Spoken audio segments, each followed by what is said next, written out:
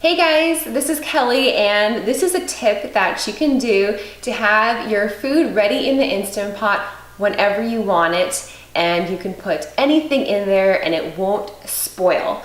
So I have a 3-year-old son who wakes up starving in the morning. So I like to put my food in the Instant Pot overnight and set the timer feature so that as soon as we wake up in the morning, the food is ready.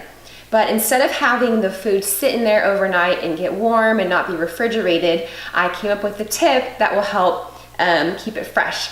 So this is what I do.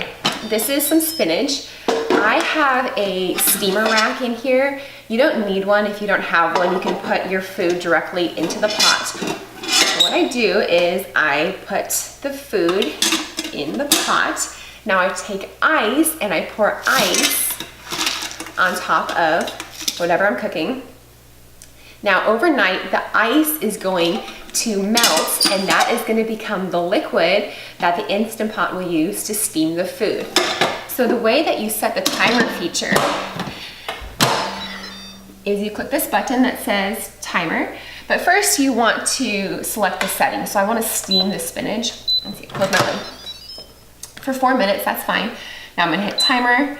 Let's say I want it start running for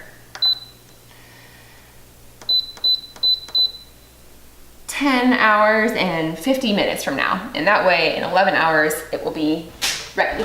Because you do need to calculate that. It will start cooking at 10 hours and 50 minutes now. So it takes a little while for it to come up to pressure and then to steam for those 4 minutes. So make sure you calculate a little extra time if you are planning to be out and you want something to be ready immediately when you get home or when you wake up.